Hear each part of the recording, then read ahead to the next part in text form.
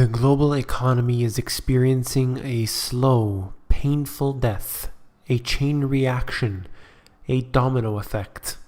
At the Money GPS, more than any other program, I consistently cover the indicators, not opinions, which prove this point very well.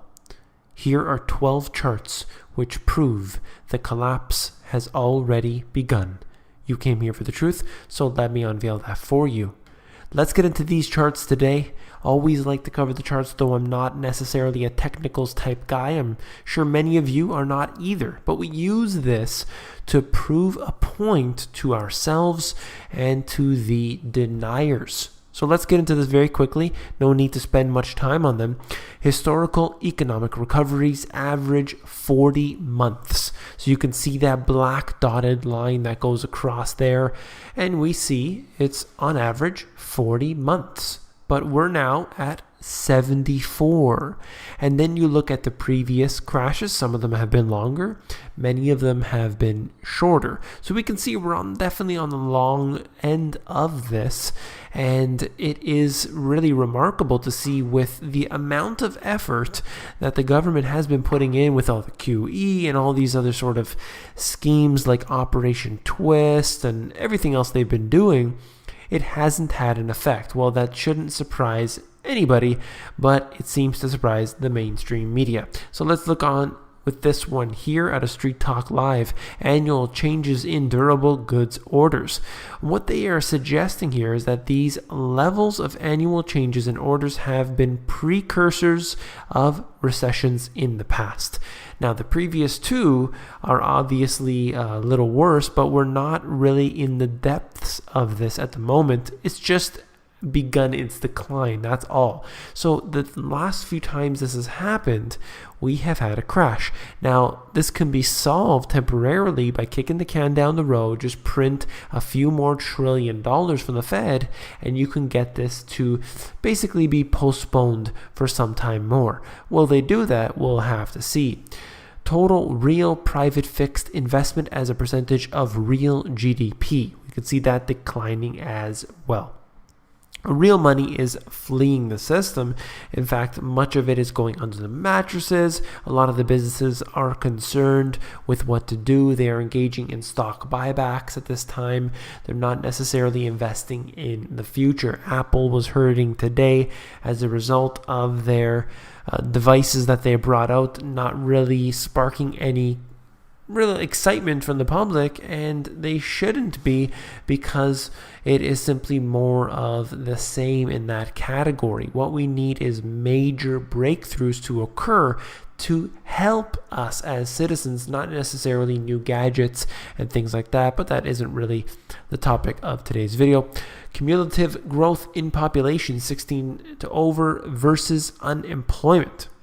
So we're looking right here at the total increase in population, and you can see that on the left-hand side there, the bar graph, and then on the right side of it is the total increase in employment. This is from June 2009 until present. And what we have is the same trend that has been going on for quite some time, and that is the population's growing, but the employment is not. And that is a very big disaster, because that already today is a very, very big problem. But it's just going to be exacerbated further. Then we look at this, capacity utilization versus industrial production. All right. So the industrial production is obviously something that has been a problem for quite some time. We see this with the factories basically been shipped overseas. Nobody wants to do business in the West because it's too expensive. The only time they want to do that is when they can run their business offshore, make all the profits over there, and then bring them back tax-free somehow here. So that's what we have to look at when we look at industrial production. It's gone. It's never coming back. Social benefits as a percentage of real disposable income. A couple things to look at here. What they're suggesting is social benefits as a percentage of real disposable incomes are near the highest levels on record. That shouldn't surprise you. Look at the food stamp numbers, the disability, all of these other factors all add up to make this a very, very concerning statistic or indicator to look at. From my book, what I was talking about is the government spending. And we have a big problem with this because if they continue to go on this route, obviously there's disaster. They can't, in fact, return. There's no possible way. But let's look at this. Clearly, the solution would be to reduce government spending of the government, the spending of the government programs, and reduce the size of the government dramatically. Unfortunately, the result of this would be that the people would not tolerate this and would start to riot. So what would happen if all of a sudden the food stamp program ended tomorrow, or was cut in half, or perhaps they couldn't afford the so-called entitlement programs? What would they do? Well, people would take to the streets, they would riot. So the government has this real issue that they need to deal with because they sort of don't have the money to give to the people, but they have to, or else they'll riot. So they're sort of in this predicament that I see getting worse and worse and worse. And here's 6 charts at once. You can check this out for yourself if you'd like to.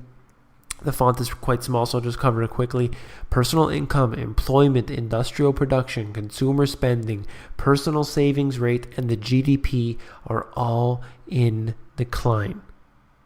This one page, this one link alone, of course, all the links always in the descriptions of my videos, not like others who never include any of their sources but make a lot of claims. These are sourced right here. You can see that these 6 all show, all very important indicators, all on a decline. And this is multi-year. You're looking at these from approximately 1960. And the charts, some of them end in 2011, some of them up to the present day. And what we're seeing here is a decline. Now, this should be frightening to the average person. They should be concerned about this because this is the real indicators that we need to look at, not the unemployment rate. You look at the employment numbers. Those are much more important. And once again, I've covered this many times before, but I just like to continuously show you the newest and updated data because that's how we stay on top of this. People are constantly saying how, you know what, there's no collapse. There is no collapse. There'll never be a collapse, or sure, it'll be a collapse, but it'll be in 10 years from now, 100 years from now, and so on. Look at these charts. Just look at the reality of this, and we can see specifically that things are getting worse every single day. Yes, they can kick the can down the road, but what has happened to the global economy over these years? We used to have one income paying for all of the expenses of a given family. Now we have 2 incomes that cannot even keep up.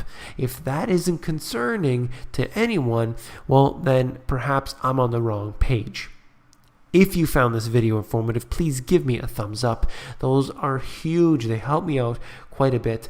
Love all the comments. Love all the emails. Trying to get back to some emails.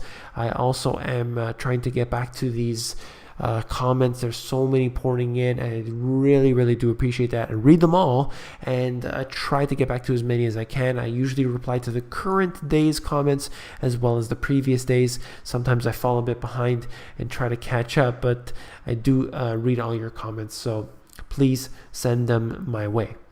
Last but not least, if you found this video informative, I know you'll find my book, The Money GPS, even more informative. And you can actually flip through the book. If you go over to Amazon, they have this look inside feature, which allows you to flip through the book and see if you like it for yourself. Take care.